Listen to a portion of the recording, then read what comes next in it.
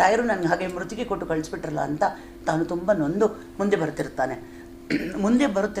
ಅವನು ಕೆಲ ಕಾಲದಲ್ಲಿ ಮುಂದೆ ಬರುತ್ತಿರುವಾಗ ಕಾಡಿನಲ್ಲಿ ಒಮ್ಮೆ ಒಂದು ದೊಡ್ಡ ಮರ ಸಪ್ಪಳವಾಗುತ್ತದೆ. ಇವನ ಹೆಸರು ಹರಿ ಅಂತ. ದೂರದಲ್ಲಿ ಅಶೀರವಾಣಿ ಒಂದು ರಾಯರ ಕೊರಳಲ್ಲಿ ಹರಿ ನೀನು ಹಿಂದೆ ಸರಿ ಅಂತ ಜೋರಾಗಿ ಕೂಗ್ಕೊಂಡಾಗತ್ತೆ. ಹರಿ ನೀನು ಹಿಂದೆ ಸರಿ ಹಿಂದೆ ತಕ್ಷಣ ಹಿಂದೆ ಬರುತ್ತಾನೆ. ಹಿಂದೆ ಬಂದ ಕೂಡಲೇ ದೊಡ್ಡ ಮರವು ಬೀಳುತ್ತದೆ. ಆವಾಗ ಅವನಿಗೆ ಗೋಚರವಾಗುತ್ತದೆ, ನಾನು ರಾಯರನ್ನು ಬಿಟ್ಟರು, ರಾಯರು ನನ್ನನ್ನು ಹಿಂಬಾಲಿಸುತ್ತಿದ್ದಾರೆ, ನನ್ನ ಕೈಯನ್ನು ಬಿಟ್ಟಿಲ್ಲ, ನನ್ನನ್ನು ಕಾಪಾಡುತ್ತಿದ್ದಾರೆ ಅಂತ. ಹಾಗೆ ಇನ್ನೂ ಮುಂದೆ ಬರುತ್ತಾನೆ. ಇನ್ನೂ ಕೆಲ ಕಾಲ ಮುಂದೆ ಬಂದ ಕೂಡಲೇ ಅವನಿಗೆ ಏನಾಗುತ್ತೆ ಅಂದರೆ, ಒಂದು ಮನೆಯಲ್ಲಿ ಜೋರಾಗಿ ಅಳೋ ಶಬ್ದ ಕೇಳಿಸ್ತಾ ಇರುತ್ತೆ. ಜೋರಾಗಿ ಯಾರೋ ಅಯ್ಯೋ ಅಪ್ಪ ಎಂಥ ಅನ್ಯಾಯ ಆಗೋಯ್ತು ಈ ಥರದ ಒಂದು ಕೆಟ್ಟ ಧ್ವನಿಯಲ್ಲಿ ಯಾರೋ ಒಂದು ಸ್ತ್ರೀ ಅಳ್ತಿರ್ತಾರೆ, ಮತ್ತಿನ್ನೊಂದು ಸ್ತ್ರೀ ಆಕೆಗೆ ಸಂತೈಸ್ತಿರ್ತಾರೆ. ಈ ಮನೆ ಬಾಗಿಲಿಗೆ ಬಂದಿದ ತಕ್ಷಣ ರಂಗೋಲಿಯನ್ನು ಕಾಣ್ತಾನೆ ಇವನು.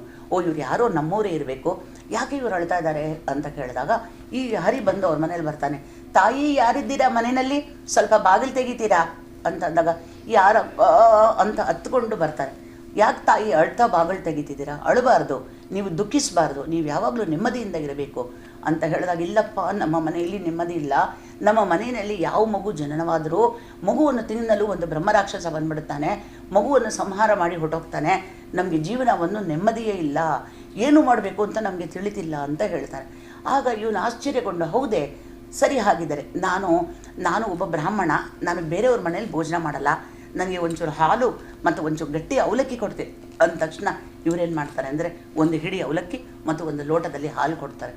ಆ ಹಾಲು ಅವಲಕ್ಕಿಯನ್ನು ಸೇವಿಸಿ ಇವನೇನು ಮಾಡ್ತಾನೆ, ಮನೆ ಮುಂದೆ 3 ಮೆಟ್ಲಿರುತ್ತೆ, ಒಂದು ಮೆಟ್ಲ ಮೇಲೆ ಮಲ್ಕೋತಾನೆ. ಮಲ್ಕೊಂಡು ನಿದ್ದೆ ಮಾಡ್ತಿದ್ದಂಗೆ ಸ್ವಲ್ಪ ಹೊತ್ತಿನ ವೇಳೆಗೆ ಏನೋ ಒಂದು ಅಚಾತುರ್ಯವಾದ ಶಬ್ದ ಬರುತ್ತೆ.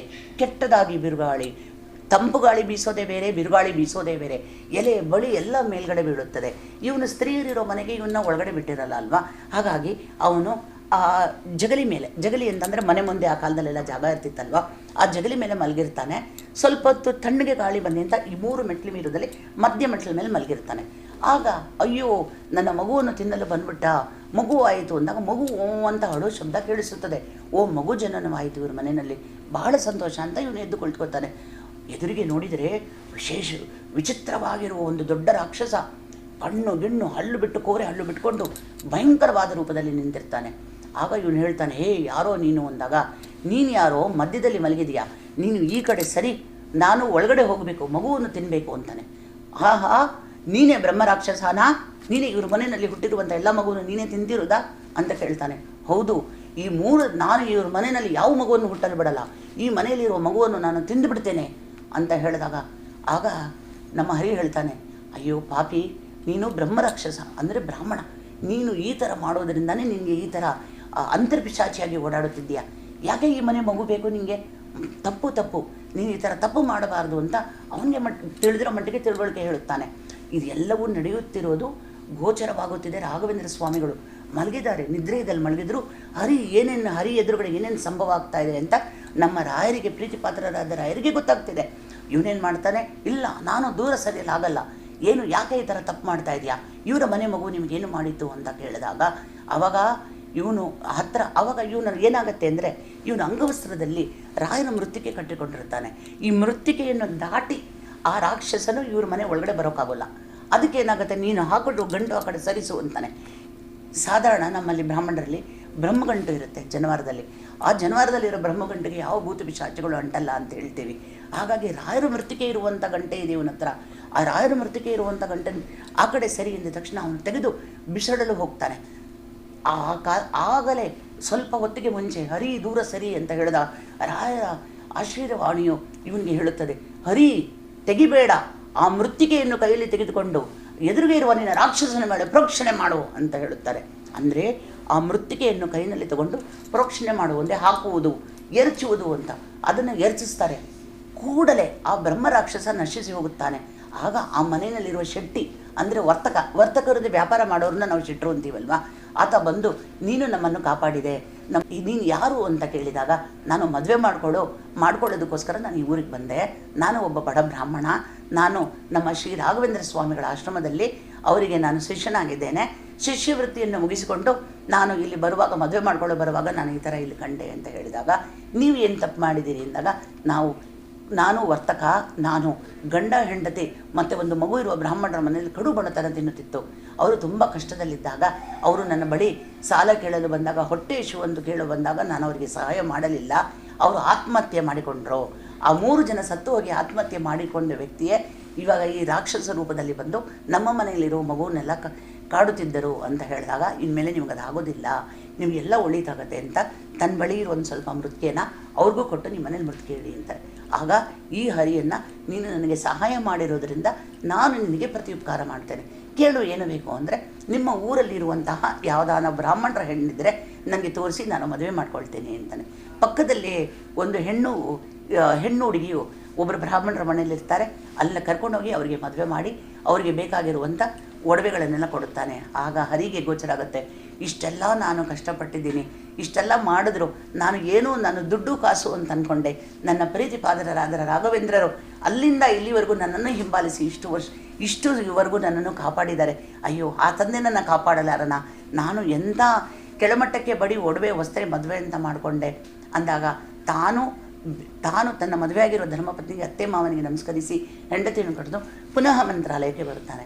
ಇಲ್ಲಿ ನಾವು ತಿಳ್ಕೊಳ್ಳಬೇಕಾಗಿರೋದೇನೆಂದರೆ, ರಾಘವೇಂದ್ರ ಸ್ವಾಮಿಗಳು ಯಾವ ರೂಪದಲ್ಲಿ ನಮಗೆ ದರ್ಶನ ಬೀಳುತ್ತಾರೆ, ಕಾಪಾಡುತ್ತಾರೆ ಅಂತ ಹೇಳಲಾಗುವುದಿಲ್ಲ. ಆರಾಧನೆಯನ್ನು 3 ದಿನದಲ್ಲಿ ವಿಂಗಡಣೆ ಮಾಡುತ್ತಾರೆ. ಪ್ರಥಮಾರಾಧನೆ, ದ್ವಿತೀಯಾರಾಧನೆ, ತೃತೀಯಾರಾಧನೆ ಅಂತ. ಅಂದರೆ 3 ದಿನ ಆರಾಧನೆಯಲ್ಲಿ ನಮಗೆ ಕಾಪಾಡುವಂತಹ ಈ ಗುರುಗಳಾದ ಶ್ರೀ ರಾಘವೇಂದ್ರ ಸ್ವಾಮಿಯವರನ್ನು ನೆನೆದು ಹಬ್ಬವನ್ನು ಆಚರಿಸುತ್ತೇವೆ.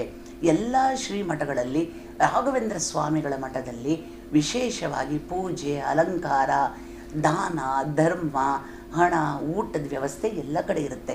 ನೀವು ಎಲ್ಲಾದರೂ ಸರಿ, ಯಾವ ದಿಕ್ಕಿನಲ್ಲಾದರೂ ಸರಿ 3 ದಿನ ಆರಾಧನೆಯಲ್ಲಿ ದಯವಿಟ್ಟು ರಾಘವೇಂದ್ರ ಸ್ವಾಮಿಗಳ ಆರಾಧನೆಯಲ್ಲಿ ನೀವು ಪಾಲ್ಗೊಳ್ಳಿ.